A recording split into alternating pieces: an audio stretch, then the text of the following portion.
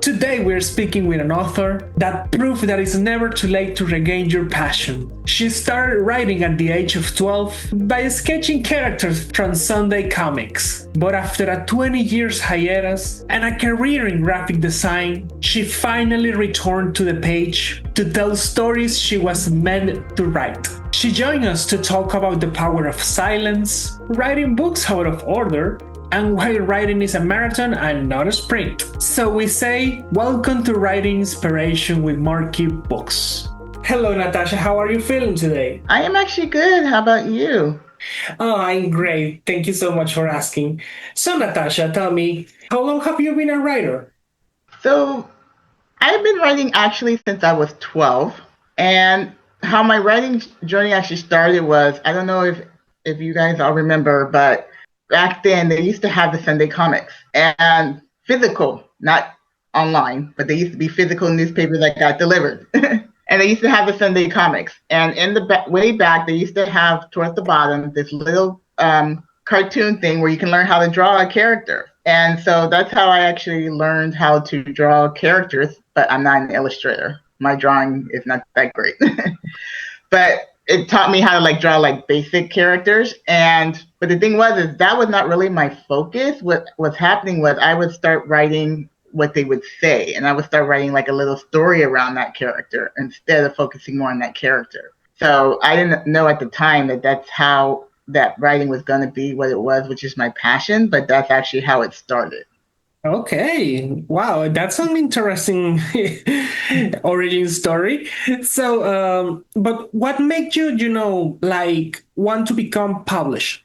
I've actually always wanted to be a published author, but I didn't know how that would work because I grew up in the 90s, and that at the time you didn't send your emails out. Internet, all that stuff just started. So you didn't send the emails out. You literally had to print out the book, the story, and send it to a publisher before. You literally had to mail it in. And then they would decide if you were going to publish it or not. But the thing was, I never actually did that. And not because I didn't want to, but because I came from a line of educators. And I love teachers, don't get me wrong. I love teachers. That's actually the background of my whole entire family. So I love teachers, but the thing was is that writing was always considered a hobby and not a career. So that's why I never really pursued it until I probably got into my 30s. And then that's when I really started saying, hey, you actually can be a writer. You can be an author. And so that's when I started publishing. Okay, so when did you start working on your first book? How many years ago? Probably about 3 years ago. Okay. Oh, okay. That's recent. Yeah. That's actually when I first started my first novel. Now, I always wrote short stories, but they never really went anywhere. So I never really published them or anything. They were just mostly to keep my creative juices flowing, as they say. But my first novel, I actually started 3 years ago. Okay, 3 years ago. It was the pandemic. It was already over, I think. So No, I think the pandemic may have ended maybe a year or months before I started publishing. oh, that's nice. Okay, how many books do you have out there right now? I have two. Okay, that's great. So tell me, you mentioned that you work on education, so you're a teacher too. No, actually, I'm not a teacher. I actually was so funny is I actually got my degree in graphic design and marketing. So I actually got away from the whole education. So my family, of course, didn't like it, but I was like, I'm sorry, I can't be a teacher. It's just not me. I get it. It's not for everyone. It really isn't. No. Okay. So did your hobbies inspire you while you were, writing your stories? Actually, they didn't. What actually inspired me was I used to volunteer at nonprofit organizations. So I was around a lot of different types of nonprofit organizations. So I was around ones that dealt with children. I was around ones that dealt with homelessness, one that dealt with, families, teenagers, people who went through tragedies, you name it. So that was actually what inspired my writing, because what I did was I started writing stories about people who are in difficult situations, but they experience eventually hope. So all my stories are not tragic. They all do have happy endings. And so, but everybody's meaning of hope is different. So some people, it could be romance, like they find the guy, the girl that they're going to spend the rest of their life with. Or some, it could be finding their family that they haven't seen in years. So Right. Okay, okay. So, how long did it take you to finish your first book? it took actually 2 years. Wow, okay, okay. It's not bad. And the second one? The second one probably took maybe about a year. Right. It's always easier after the first one. Do you edit your own books? No, I actually use Pro Writing Aid to do it.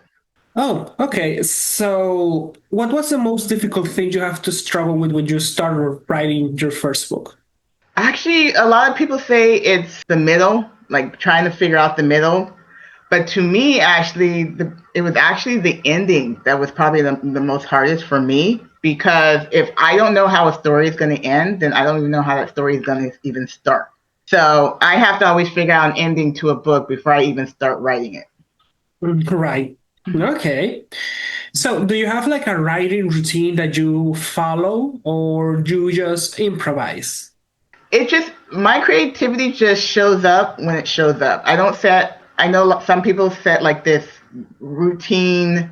I gotta write for 5 minutes a day, or I gotta write at this specific time. Mine shows up when it wants to show up. Mine can sometimes show up in the morning. It can sometimes show up in the evening when I'm trying to go to bed and my creativity just does not stop.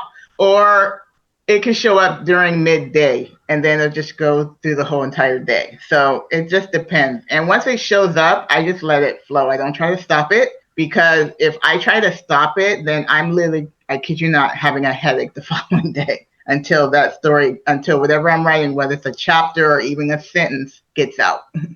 Okay, okay. So, do you do anything in particular when you feel block? When I feel a block, the one thing I do learn is that it's actually, I know this is going to sound weird, but it's actually good to have a block once in a while, because it actually makes you, yeah, I know that sounds weird. But what happens is, the reason I say it's actually good, because when you have a block, then you can figure out why you're having a block. What I learned is, what causes my blocks is that if I get really distracted. So if I have the TV on, or my tablet on, or my cell phone on, or if I'm even playing music in the background, then it actually blocks my creativity. But if I sit in silence and I have nothing on, then my creativity flows. Okay, okay. I understand. Can you tell us a little bit about your books, what they are about, if you want, of course? Sure. So I have 2 books out. One is called Winning His Dangerous Heart, and it's actually part of a series. And the second one the second book to that series is called Treasure of Two Hearts. And I actually got those 2 covers professionally done by Markee Books.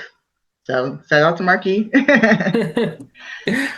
um, Well, yeah, I'm happy to hear that. Where two? I thought we were only did one. Okay. I think you're working on the second one right now. Oh, okay, that makes sense. Okay. Yes. Oh, that's right. Did you like have a story of how you decide to name your books?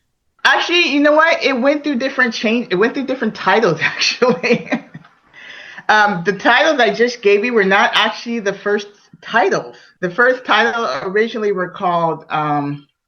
The first one was called "The Phoenix Ascends," and there was a reason behind it. And the reason behind it was because the father, which started the series, is the father is I'm not gonna give out the whole spoiler, but is presumed dead.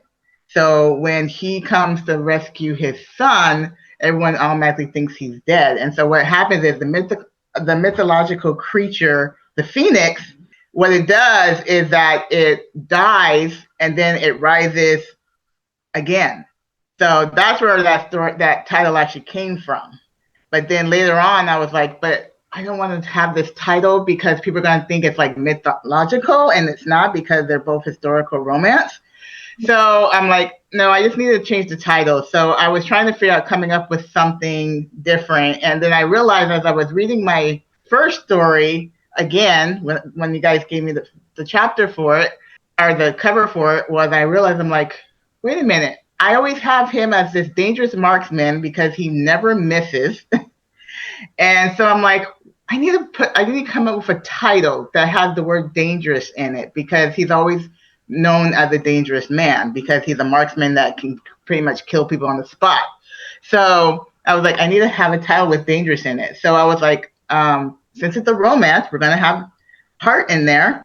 And then I just started coming up with different ways of putting dangerous and heart in there. And then eventually it became winning his dangerous heart. Okay. Are you already working on the trilogy, or the series is already done? The series is done. I'm just waiting on your guys' second title or second cover, but the series is already done. The third book is actually not a historical romance. It's actually a young adult sci-fi book. So that's my third one that I'm working on getting published. No, I understand. So you're already working in a new series, or it's a standalone book? I haven't decided yet. It might turn into a series because when I finished the first book, I actually came up with a way to make it a series by having some of the characters go into the second book. So it actually may wind up being a series. Yeah, well, more like a spin-off, but yeah. Yeah, correct. Of course. Oh, so between the two books that you have written so far, which one is your favorite? It actually, I know it's gonna sound weird, but my favorite one actually is my first one. Well, yeah, it's special. Only because no, the second book was so funny. Was the second book is actually the one that got written first. Yeah, it actually was the one that got written first because I wasn't even thinking about doing a series. So it actually was the one that got written first. The Treasure of Two Hearts actually got written first. So you published the first one first. Correct. The second. The second one first, but I published it with a different title. And then I was like, no, I need to take it down and do a new title. And so it actually wound up with not only a new title, but a new cover. So, yeah, so that's what happened. So the second one's actually the one that was published first. And like I said, I love everything I write. Don't get me wrong.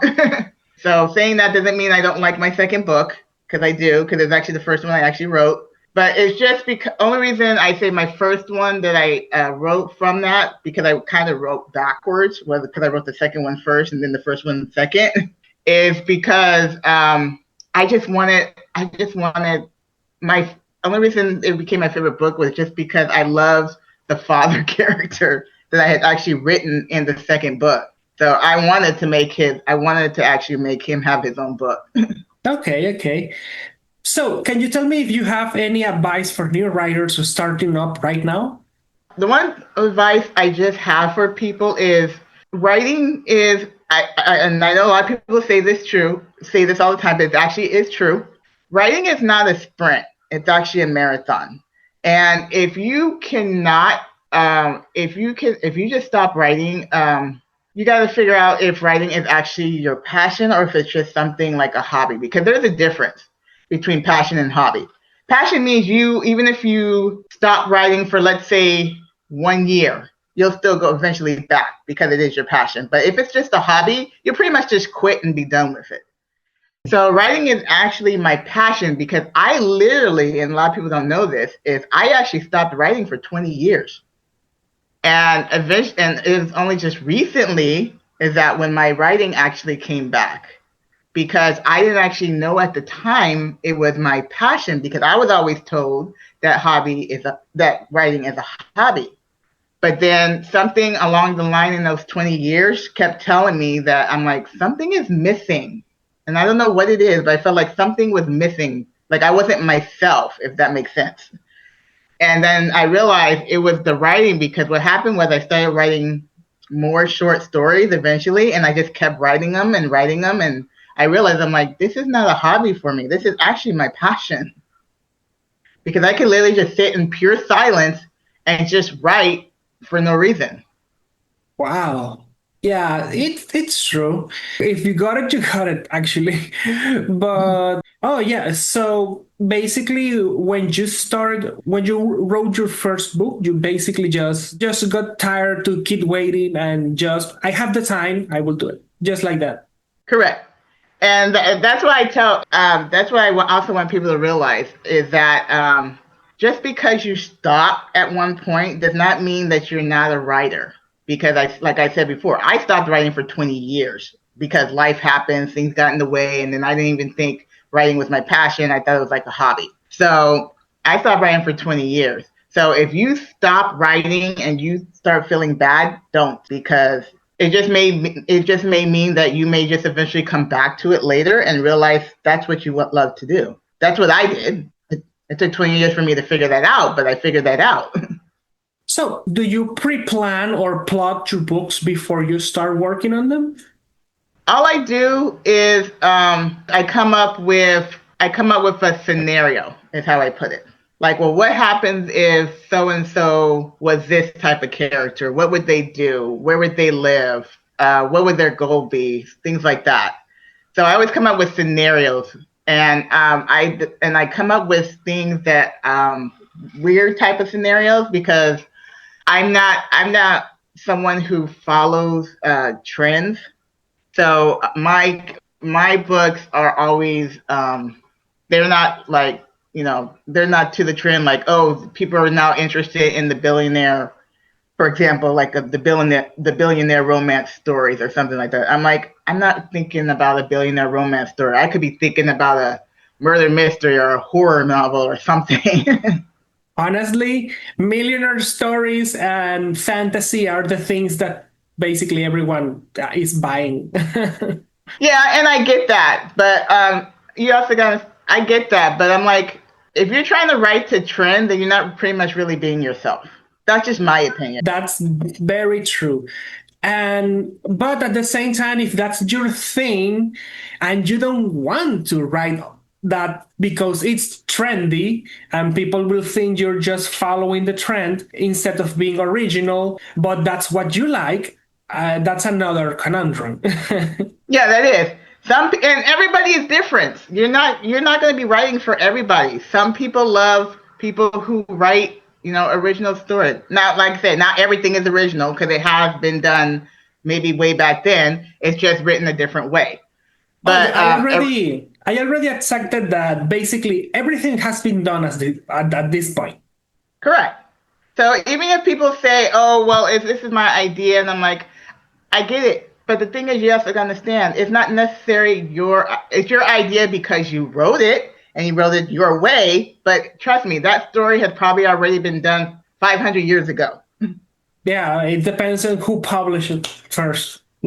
Yeah, and who wrote it. So Yeah. So, what is like your largest goal or dream as a writer right now?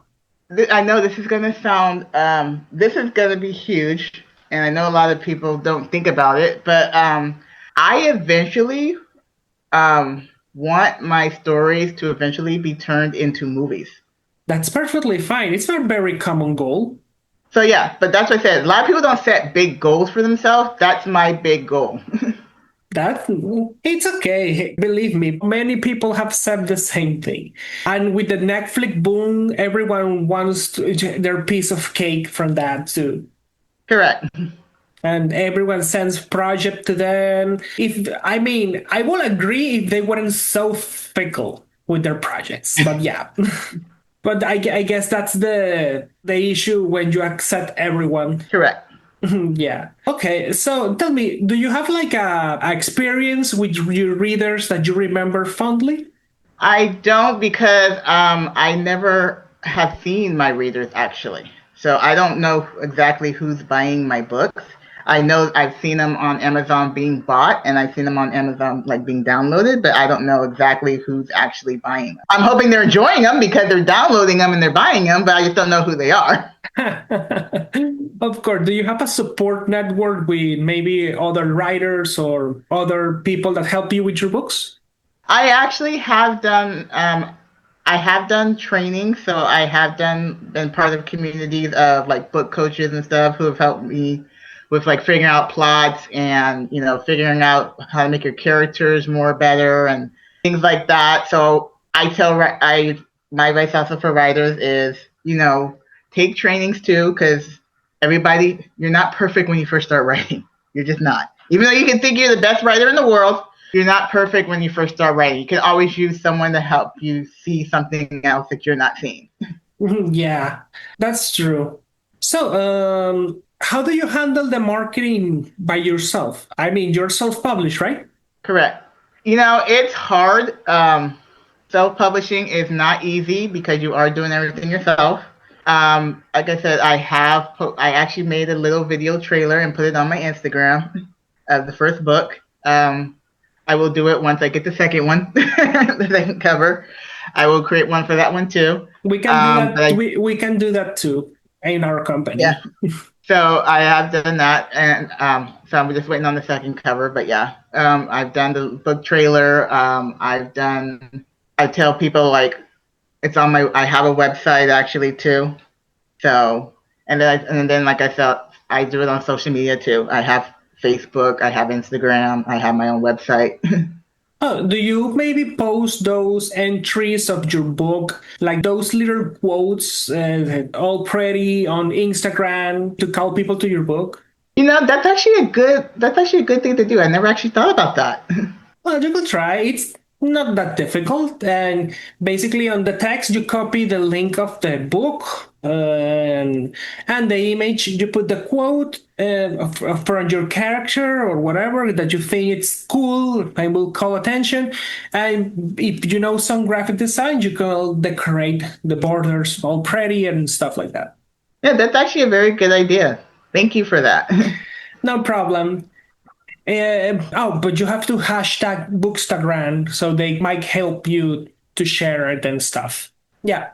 So, okay. So, what are your plans for the future? Are you planning to maybe go to an event to promote yourself or something?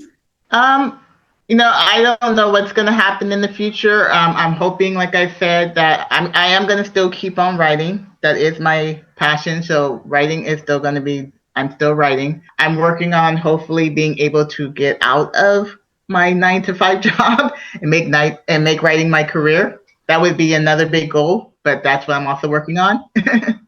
So that's what I would like to do in the future is just be able to make writing and speaking about what I do and everything else a career instead of being at my ninth, as I like to call it, my 9 to 5 job. Have you planned to do like a signing or something like that? I would love to. I just haven't done it yet, but things are in the process. I'm still, like I said, it's been a while since I've been writing, so I'm still like trying to get out there and stuff. And then, like I said, I hadn't started writing again, really majorly writing until like 3 years or yeah, almost 3 years ago. So things are still in the process. They're still new, so it's not like I've been writing for like 10 years or 20 years like a lot of people, so they just know everything in the industry and stuff. So That's okay. You might like to try asking some bookstores, local bookstore, if you can plan a signing, or maybe you could go. I mean, depending on your city, there's probably some book fairs that you can sell your books in yeah. person. Yeah, that's usually what people do when I ask some guests, etc. Oh, okay. So I wanted to ask you. You mentioned that you did a lot of stories on the past 20 years. If any of them have the potential to become a book, Some of them they could be turned into books, but I would have to like literally like really expand them because they're really like short stories. Like some of them are no more than like 2 pages, so they're really short. So to try to take them into novels would be like I would just literally have to like reread them over again. And some of them I haven't even seen in probably 7 years, but I would have to like literally reread them over again and see if I could turn them into a book. have you ever thought of maybe trying to do a thematic anthology? Oh, where it's like a collection of short stories. Yes. That could be a good idea to do also. Well, I'm happy to help.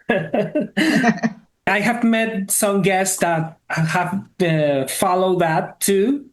Because it's easier. They just pick some stories that feel thematically connected enough. But for to get an anthology, you need to pick a theme. Once you pick a theme, you can just pick all check all your short stories and see. This one talks about losing love. This one too, and this one too, and this one too. Different scenarios, all with the same theme. Sure. Yeah, it's actually quite fun, to be honest. I do like anthologies too. And they don't need to be very long. Usually they take like, I don't know, 40 pages, maybe less. Yeah. And that's actually could be a good idea to do with those stories. Is just put them into an anthology. Because otherwise they're just sitting there. Yeah.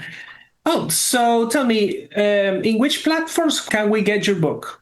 So currently, right now, it's actually on Barnes and Noble and Apple Books. It will eventually be on Amazon, but it won't be on Amazon until the first of the year, only because of something Amazon did. But it will be on Amazon the first of the year. But right now, currently, if you want to see it now, it is on Barnes and Noble and Apple Books. Cool. So both books are published in Barnes and Noble, right? The second one, not yet, because I'm still waiting on that second cover. Of course. So basically, you are probably waiting like in 2 weeks, you're publishing. Let's Correct. say. Okay, for Christmas. Correct. A Christmas book is nice too. Okay, so do you have like a social media where you send updates about your books? I do have, like I said, I do have a website. Yeah, I do have it on 2 platforms. I just don't have it right now up. Well, Natasha, I think that's all for now. Thank you so much for coming to this episode and for this lovely conversation. Okay, thank you for having me. Of course. Well, everyone, this was another episode Writing Inspiration with Markee Books. Thank you for coming, and thank you, Natasha, again for joining us today and telling us your story. Well, thanks for coming and joining us today. If you find this episode inspiring, like, subscribe, and share this video. And give Markee Books a try in the link below. Well, see you next week. Bye.